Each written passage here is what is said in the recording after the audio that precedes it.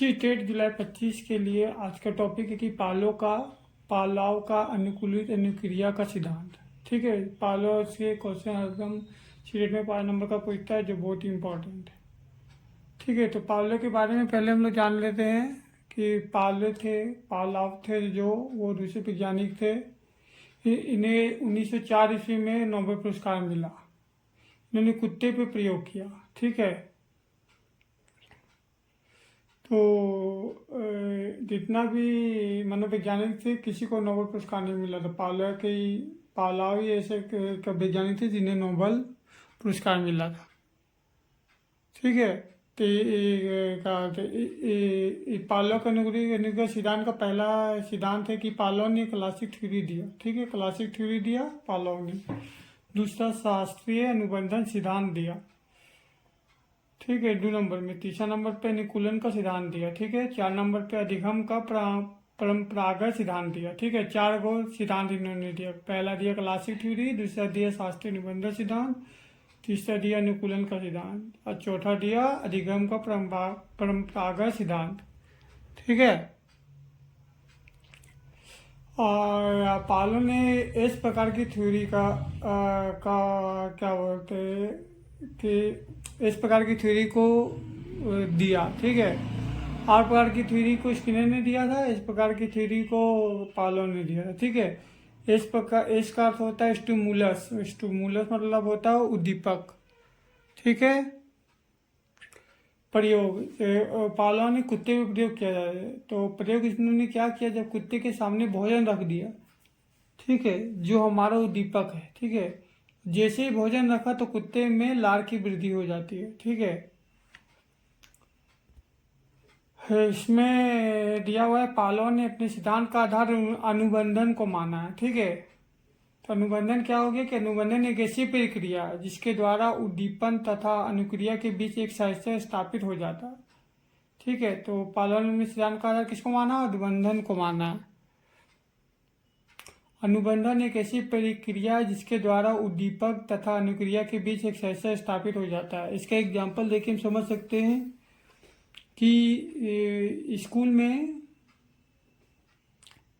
जैसे घंटी 4 बजती है, घंटी बजती है 4 बजे, तो बच्चे सब अपना क्या होते हैं बिस्तर क्या बैग बक्सा बंद करने लगते हैं और फिर जाने लगते हैं, इसे अनुबंधन कहते हैं। ठीक है, दूसरा एग्जाम्पल हम ले सकते हैं कि हम क्या होते 5 बजे उठने के लिए, 5 बजे सवेरे उठने के लिए अलार्म लगाते हैं। तो कुछ दिन के बाद अलार्म लगा के 5 बजे हम उठ जाते हैं। ठीक है, फिर मतलब 5-7 दिन के बाद ऐसा होता है कि बिना अलार्म के ही हम मेरा नींद खुल जाता है, तो इसे हम लोग अनुबंधन कहेंगे। ठीक है, तो अनुबंधन सिद्धांत को क्लासिक कंडीशनर भी कहा जाता है। ठीक है, अब नोट दिया हुआ है कि UCS मतलब भोजन। पहले भोजन को का तो कुत्ता के सामने भोजन रख दिया। ठीक है, तो जैसे भोजन रखते हैं तो कुत्ता के मुंह में UCR लार आने लगता है, तो यह स्वाभाविक क्रिया है। ठीक है, दूसरा बार में क्या करते हैं कि C है जिसको घंटी कहते हैं, उसमें पहले घंटी मारते हैं, उसके बाद UCS भोजन रखते हैं तो कुत्ता के मुंह में UC लार उत्पन्न हो जाता है, तो यह भी स्वाभाविक क्रिया है। तीसरा नंबर पे क्या करते हैं, सिर्फ घंटी बजाते हैं। ठीक है, और उसमें भोजन नहीं रखते, तभी कुत्ता के मुंह में लार उत्पन्न हो जाता है, तो इसे अस्वाभाविक क्रिया कहते हैं। ठीक है,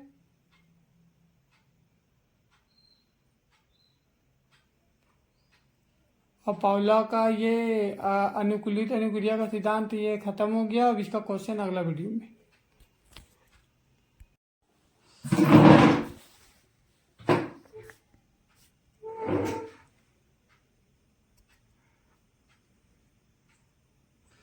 ठीक है, पावलोव का क्लासिक अनुबंधन का थ्योरी हम लोग पढ़ लिए। अब हम लोग उसका क्वेश्चन पढ़ते हैं। पहला क्वेश्चन दिया हुआ है, पालाव ने क्लासिक अनुबंधन पे किस में प्रयोग किया। पहला A नंबर पे दिया कुत्ता, B नंबर पे दिया बंदर, 3 नंबर पे दिया चूहा, D नंबर पे दिया चिंपैंजी। ठीक है, तो पावलोव ने क्लासिक अनुबंधन का सिद्धांत कुत्ते पे किया था, ले नंबर देगा A।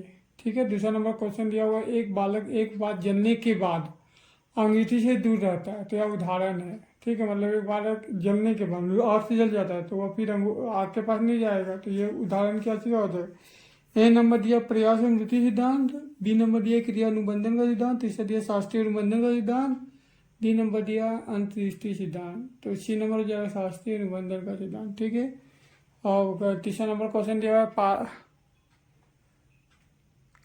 पावलोव के प्रयोग में तृतीय उद्दीपक है जिसे न्यूट्रल स्टिमुलस कहते हैं। ठीक है, तो ए नंबर दिया भोजन, बी नंबर दिया कमरा, तीसरा दिया लाल, चौथा दिया घंटी। तो तृतीय मतलब उद्दीपक जो क्या होते मतलब स्थिर रहता है। ठीक है, तो उसका हो जाएगा घंटी, क्योंकि भोजन और लाल में तो क्या होगा, बल्ब नहीं होगा। ठीक है, अब चौथा नंबर क्वेश्चन दिया हुआ है पावलोव का सिद्धांत क्या है। पहला दिया हुआ है शास्त्रीय अनुबंधन का सिद्धांत, दूसरा दिया प्रयास एवं त्रुटि का सिद्धांत, तीसरा दिया हुआ है पुनर्बलन युक्त उद्दीपन एवं क्रिया का सिद्धांत, चौथा नंबर दिया हुआ है क्रिया प्रसूत का सिद्धांत। ठीक है, तो पावलोव का सिद्धांत का आंसर हो जाएगा शास्त्रीय अनुबंधन का सिद्धांत। ठीक है, ये पावलोव का क्वेश्चन का खत्म हो गया।